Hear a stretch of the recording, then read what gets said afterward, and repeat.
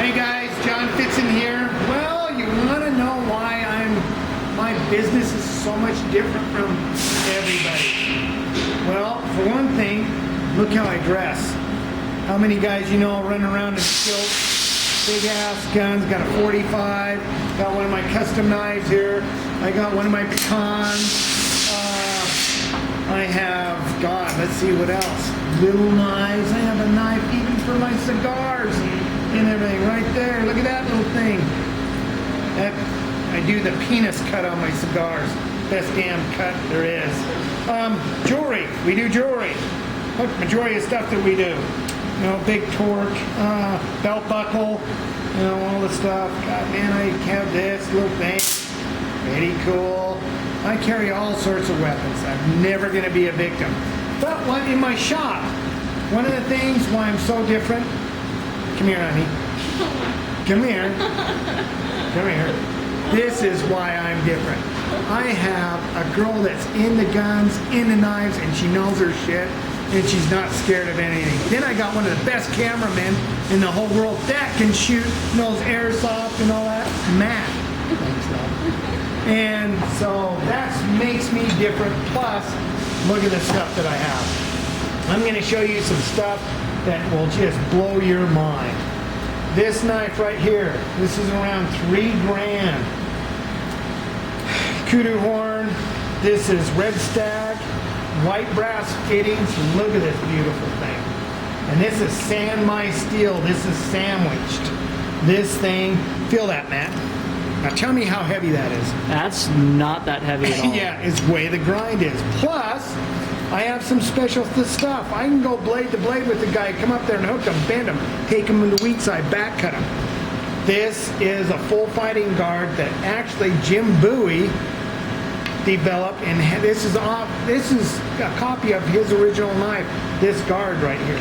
So, and you can see the detail in the skulls and all that. Look at that. Just wild. My knives are called skull knives. And you look how beautiful that blade is. That is unreal. This thanks to a buddy of mine, Joe. He's spent over probably $10,000 or even more. Well, more than that. Now I look at everything. Nice. But all this stuff is done up by us. You look at this. So this actually just goes in your belt and this stops it. So when you're getting in the car, you can take it out, put it down between the seat of your car. Can you imagine me coming at you with this damn thing? Shit. It's cool, but it has fightability, survivability. I'll show you a couple other things I've done. This knife right here was one of my first Damascus knives I ever did. It's this one's, let's see, 01 and mild steel, basically like a coat hanger. You look at the grain in this. I'll tell you a story about this. I was going to California to deliver my friend Lisa her furniture, and I'm on called Pico Street. I turned on Pico Street and I have this in my belt. I'm in a U-Haul, and all of a sudden this Mexican guy stops, brings out the stop sign. He's in an orange vest, and then all of a sudden all these Mexican guys come flying out of this door, and one jumps up on the side. I have the door locked on the passenger, and he goes, "Open the door." He says, "You better open the door." And I pulled out this knife, and I go, "Not even." And he goes, "This big fucking gringo has a big fucking knife." And the guys were on the back of the U-Haul trying to open it up. Right then, when I had it, I thought, my door's not locked. I'm sure they're going to come to my door. I look in the rearview mirror, and I can see them in the back. Thank God I had a lock on it. But these guys are trying to, you can see it was like a crowbar from the side, briefly. And they were trying to unlock the damn back of the truck. So I took off, went to the next stoplight, jumped out. I took this, and I had my 45, and I went out wide. And this is in California. This is on Pico Street, and I'm down there ready. Because I'm thinking, boy, these guys. And you can see all these marks on the vehicle where these guys were trying to hold on. When we were coming from Utah, and it was, snowy. You can see their fingerprints, and I dropped off because of the way how fast I was going. But it was pretty funny. But there's no way that guy could shoot through the door. I know that window. I know how that goes. But real special to me, this knife. This is wrought iron. This is red stag. These are sterling silver fittings. There's over 600 layers, basically like a samurai sword with this. Isn't that beautiful? It's great stuff. And I'll show you some funky stuff. There's another one. It's like an A2 blade that I carry. We did another little twist. He wanted kind of like a Viking motif on top of it.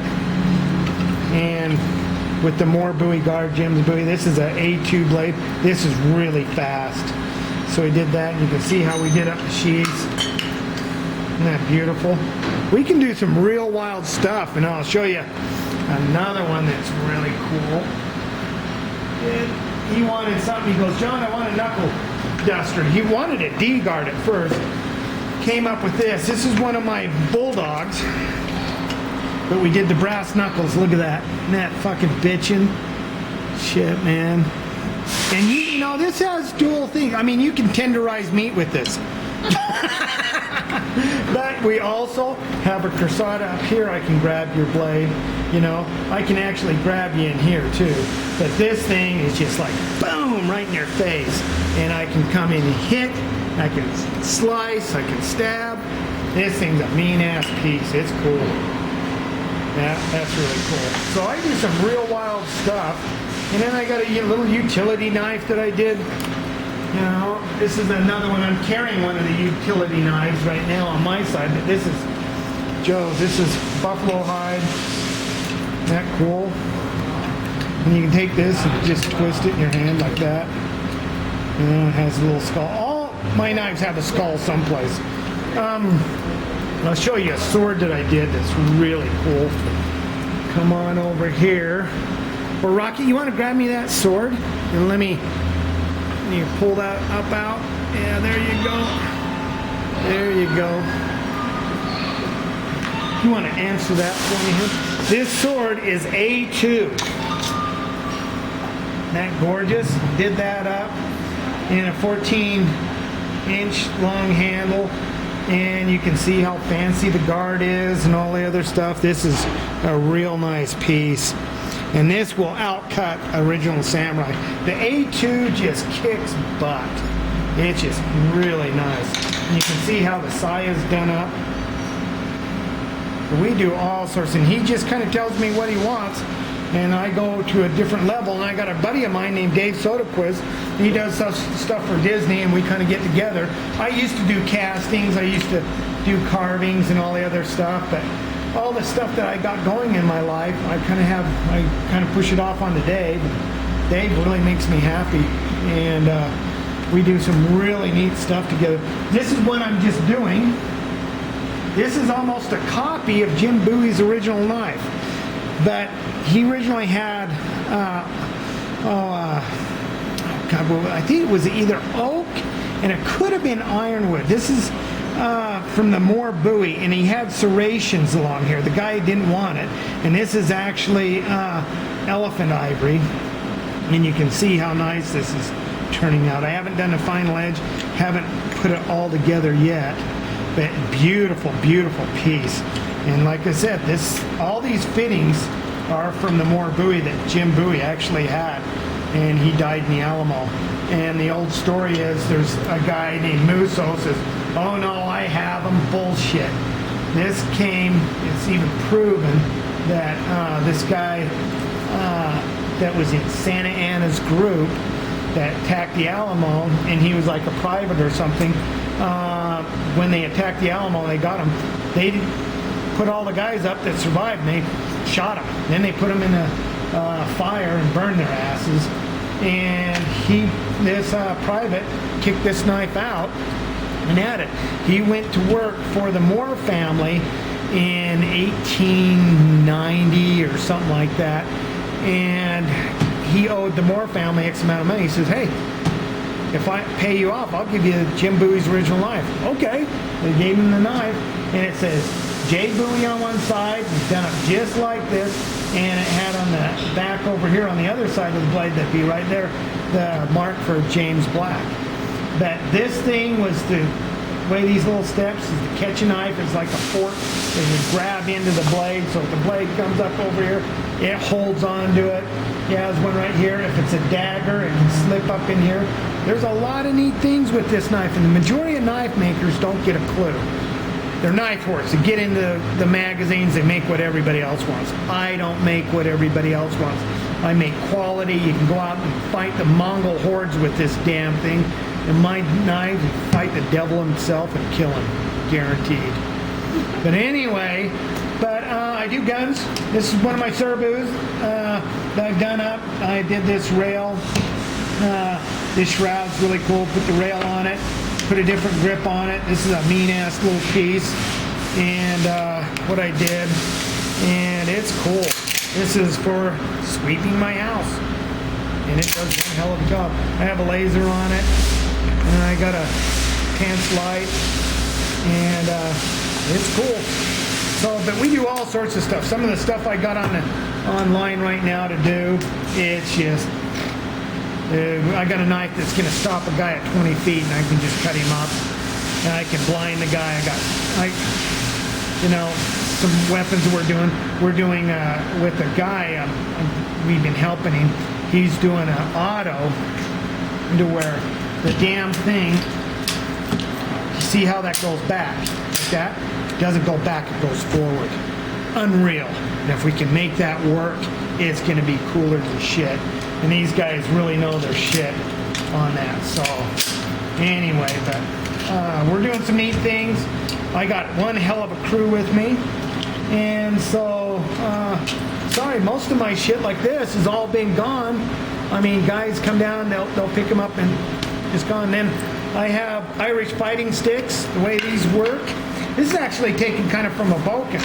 But the way they fight with these, they'll take it like this and it'll go boom, boom, boom. And if you grab it, I can take a hold of you, twist you, boom. There's so many neat things with this, but it looks like a great walking stick. But I do a bunch of different stuff. So belt buckle, we've done belt buckles for a guy that went to Europe, had to have a weapon, has two snaps right here. And all you do is undo the snap, pull it through, and you got this big ass belt buckle, and it's a flail. And it actually got him out of stuff. But he can go through the airport, nobody even knows he has it. So anyway, but that's just some of the stuff. I got so much stuff that you guys will be really surprised. We're doing a pen that's a tactical pen that's gonna kick ass. I can put it through a car window or car hood. God. We got so many things going on. The Russian Nagant, don't we? Man. We've got a lot of stuff. Yeah, that's really a lot cool. of really cool stuff. stuff. So, we're not like anybody else. I mean, we do knives, guns, you name it. I mean, we're doing a vehicle for myself that's a tactical vehicle. It's going to be like a road warrior type thing. I got to have something that matches my personality. We should call it like the zombie response vehicle. But you guys, hey, that's what makes me different, Rocket. And you can, look at some of the battle armor we do. Look at this. Oh yeah, that's right. We even do battle armor. Yeah, isn't that cool? Yeah, and we that's had to our shrink it Punisher down skull. just a little bit. It was a little bit big, Yeah. but we could just call it the Fits and Bangles, right? Yeah, oh yeah. But we get along great. My wife, my daughter, Matt, Brick, Charlie. And like Charlie, God, he was a Olympic wrestler. I mean, he was on the thing. He knows his stuff. Rick really knows his guns. He's sharp. Matt knows his stuff. I've been impressed with Matt and the airsoft stuff, and surprising what Matt knows. And so anyway, keep your edges sharp, your powder dry. Pick us up. Come on. They need us. We want to be out there. We want to show these guys what we can do. See ya.